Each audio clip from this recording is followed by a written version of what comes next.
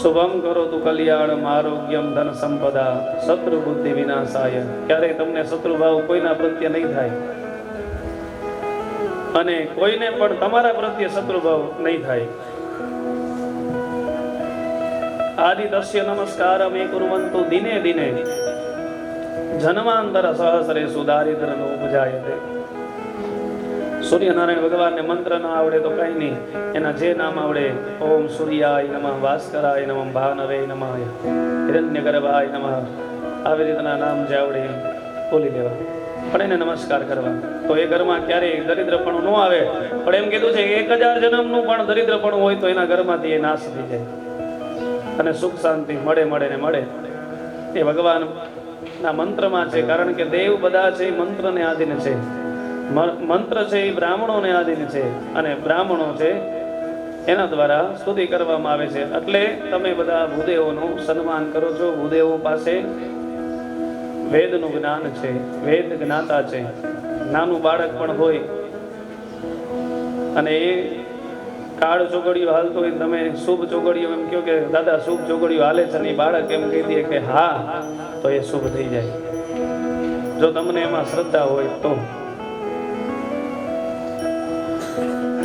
માતા પિતા વડીલો બાનાધારીઓ એમની પાસે કઈક દેવી કઈક ભગવાનની ઉપાસના છે. આ વડીલો કહી દે છે, મેં તમને કાલે કીધું હતું, એમને એમ નથી બોલતા, એના આશીર્વાદ શું કામે લેવા જોઈએ? તમારું દુર્ભાગ્ય દૂર થઈ જશે. તો કીધું છે કે આ પ્રમાણે ઘણી બધી લીલાઓ કહી છે. બધાનું ભગવાને કોઈનો ભાર રાખ્યો નથી, બધાને કઈ ને કઈ રીતે આપી દીધું છે. દાસત્વ ભાવની વાત કરી. હનુમાનજી મહારાજે માંગ્યું કે મારે તમારું નામ સંકીર્તન જોઈ છે. ભગવાન બીજું કાંઈ નથી જોતું. હનુમાનજી મહારાજ કાલે 7 ચિરંજીવીની વાત થઈ હતી. 7 ચિરંજીવીમાં એક હનુમાનજી મહારાજ છે. અસ્વસ્થામાં બલિ વ્યાસો હનુમાન ચ વિભીષણ. 2 વાત આવી ગઈ છે. કોની કોની વાત આવી? કાલ આવ્યા હતા એની ખબર હશે. કાલે વાત આવી હતી કોની? અસ્વસ્થામાંની. પછી આજે બીજા એવા હનુમાનજી. આ બધાની જ્યાં જ્યાં વાત આવશે ત્યાં બધી પાછું યાદ કરતા રહેશું. અસ્વસ્થામાં બલિ વ્યાસો હનુમાન ચ વિભીષણ કૃપઃ પરશુરામશ્ચ શક્તેદા ચિરજીવિન. તો કીધું છે ચિરંજીવી છે. જ્યાં સુધી પૃથ્વી ઉપર જ્યાં જ્યાં ભગવાનનું નામ સંકીર્તન થશે ત્યાં હનુમાનજી મહારાજ જશે. એ હનુમાનજી મહારાજ છે એ ભગવાનના, શ્રી રામના, શ્રી કૃષ્ણના ગુણાનુવાદ સાંભળવા માટે હજી હાલમાં પણ કલિયુગમાં પણ આવે છે. જાગતા દેવ છે. શ્રી ગુરુ ચરણ સરોજ રજ નિજ મન મુકુર સુધારી બરનૌ રઘુબર વિમલ જસુ જોદાયક ફલ ચારી બુદ્ધિહીન તનુ જાનિકે સુમિરો પવન કુમાર બલ બુદ્ધિ વિદ્યા દેહુ મોહી હરહુ કલેશ વિકાર. ઓર દેવતા ચિત્તન ધરી હનુમત સે સર્વ સુખ કરે.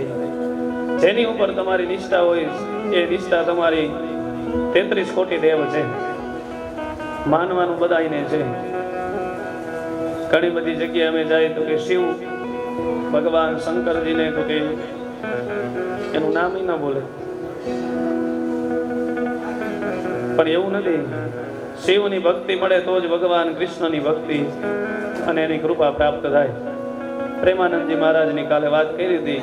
એ એમની વાતમાં એવું કહે છે કે પેલા હું બનારસમાં હતો, કાશીમાં, ત્યાં ભગવાન શિવની ભક્તિ કરી.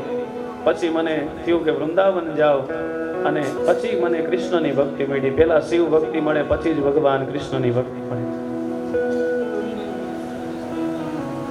ભગવાન મહાદેવ છે ને કલ્યાણના સ્વરૂપ દેવ છે. બપોર પછીના ચરિત્રમાં સત્રમાં સતી ચરિત્ર આવશે. મહાદેવનું આપણે જેટલી ઉપાસના કરીએ એટલું થોડું છે. ભોળાનાથ, દેવોના દેવ મહાદેવ, બધાએ અમૃત પીધું અને આને ઝેર પીધું. એટલા માટે કીધું છે મહાદેવ ઓમ નમઃ પાર્વતી પતયે મહાદેવ. કીધું છે આવી બધી રીતના પૃથ્વીનો પુત્ર છે ભૂમાસુર જ્યારે શરીર વડે આકાશને ગળી જવા માટે તૈયાર થયો ત્યારે યુદ્ધમાં ભગવાને તેને સુદર્શન ચક્રથી માર્યો છે. પૃથ્વીએ ભગવાનને વિનંતી કરી બાકીનું રાજ્ય છે ભૂમાસુરના પુત્ર ભગદત્તને આપી અને તેના અંતપુરમાં પ્રવેશ કર્યો. ભૂમાસુર જે રાજકન્યાઓનું અપહરણ કરીને લાવ્યો હતો તેઓ શ્રી હરિને જોતા જ પતિ તરીકે સ્વીકારી લીધા. આ પ્રમાણે ભગવાનના ભાવથી પોતાના જેવા 10 પુત્રો ઉત્પન્ન કર્યા છે.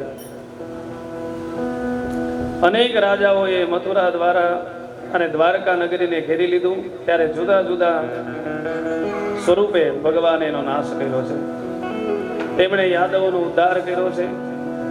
દેગે ને તેગે એમની સાથે છે. જ્યાં ભગવાનનું ભજન કરી યજન કરીને મનમાં દ્રઢ નિશ્ચય કરીને જાશો એટલે ભગવાન તમારું કાર્ય કરશે કરશે ને કરશે, આમાં કોઈ સંશય નથી. અને જેનું કુળ છે એ જ આજે અમે કથા કરતા હર્ષ અનુભવીએ છીએ. યદુવંશમાં કથા છે તો આમાં કૃષ્ણને તો આપણે જેટલા ભગવાનના લાડ લડાવીએ, ભગવાનની ભક્તિ કરીએ એટલી થોડી, અને તમને તો તરત ફળ દેગે ને દેગે ભગવાન તમારી સાથે છે. દ્વારકામાં યદુવંશ અને ભોજવંશી કુમારો રમતા હતા. તેમણે રમતા રમતા મુનિઓને કોપાવ્યા એટલે મુનિઓએ તેમને નાશ થવા માટેનો શાપ આપ્યો. એ શાપના કારણે ભગવાને સ્વીકારી લીધો. ત્યારે એ સમયમાં ભગવાને એ લીલા કરી છે. મેં ભગવાનને હાથ જોડી શોકથી આંસુ સારતા કહ્યું કે હે નાથ, આપના સર્વ ચરિત્રો મારા મનને મોહ પમાડે છે. જો મને યોગી અધિકારી માનતા હોય તો મને જ્ઞાન અને બ્રહ્મદેવને જે આપ્યું હતું એ મને આપવાનું કૃપા કરો. એટલે ભગવાને પોતાનું તે જ્ઞાન મને આપ્યું. આ રીતે મેં ભગવાન રૂપી ગુરુ પાસેથી આત્મજ્ઞાનનો માર્ગ જાણ્યો. પ્રભુની પ્રદક્ષિણા કરી અને પછી હું બદ્રિકા આશ્રમ તરફ જવા નીકળ્યો. આ ઉદ્ધવજી પાસેથી પોતાના સંબંધીઓનો દુઃસહ વિનાશ સાંભળી શોકથી મગ્ન થયેલા વિદુરજીએ શાંત ચિત્તે કહ્યું કે હે ઉદ્ધવજી, પ્રભુએ પોતાના સ્વરૂપને પ્રકાશ કરનારું શ્રેષ્ઠ જ્ઞાન તમને આપ્યું છે. હજી મારી ઈચ્છા છે કે તમે મને આગળની લીલાઓ કહો. ઉદ્ધવજીએ કીધું તમારે તત્વજ્ઞાન માટે મૈત્રેય ઋષિની પાસે જવું જોઈએ એવી મને ભગવાને આજ્ઞા કરી છે. ત્યારે વિદુરજીએ પૂછ્યું કે હે ઉદ્ધવજી, ભગવાને મને યાદ કરેલો? ત્યારે ઉદ્ધવજીએ કહ્યું કે ભગવાને તમને 3 વાર યાદ કર્યા હતા. આ સાંભળી વિદુરજીના આંખમાંથી આંસુ ઓસરી પડ્યા. તેઓ વિહવળ થઈ ગયા.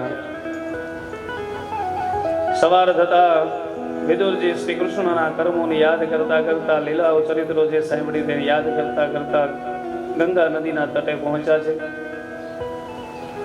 ફરતા ફરતા વિદુરજી હરિદ્વાર ક્ષેત્રમાં આવ્યા છે, જ્યાં મૈત્રેય ઋષિ છે એના આશ્રમે ગયા છે. પ્રણામ કરી બોલવા લાગ્યા છે કે હે ભગવાન, મનુષ્ય સુખ માટે કર્મો કરે છે, છતાં તે કર્મો દ્વારા તેને સુખને બદલે દુઃખ જ કેમ પ્રાપ્ત થાય છે? ઘણી વખત આપણે એવું થતું હોય કે આપણે તો સારા કર્મો કરીએ છીએ તોય કેમ આપણે દુઃખ? અમને ઘણી વાર કે શાસ્ત્રીજી અમે તો બધાનું સારું કર્યું છે, કોઈથી કોઈનો દુર્ભાવ નથી કર્યો, પણ ક્યાંક કાંઈક આ કર્મમાં, આ જન્મમાં, આગળના જન્મમાં કાંઈક આપણાથી ભૂલ થઈ હોય, જેના કારણે આપણે આ સમયમાં એનું પ્રાયશ્ચિત કરવાનો સમય ભગવાને આપ્યો. પણ મેં તમને કીધું છે એમ ભગવાન ઉપર શ્રદ્ધા રાખવી, ક્યારેય ખોટો બીજો રસ્તો ન લેવો કે નહીં હવે કાંઈ મારું છે જ નહીં, કોઈ મારું છે નહીં. આ જગતમાં ભગવાન જ્યારે મૃત્યુ પામ્યા ત્યારે નિતાંત એકલા હતા. કૃષ્ણ ભગવાન રાંચી ક્ષેત્રમાં આવ્યા છે ત્યારે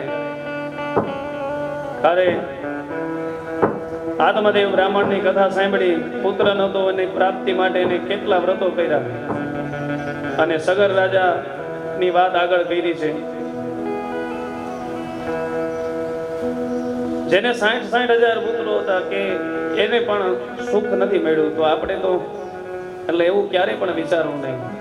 ભગવાને કીધું છે કે જે જન્મ મળ્યો છે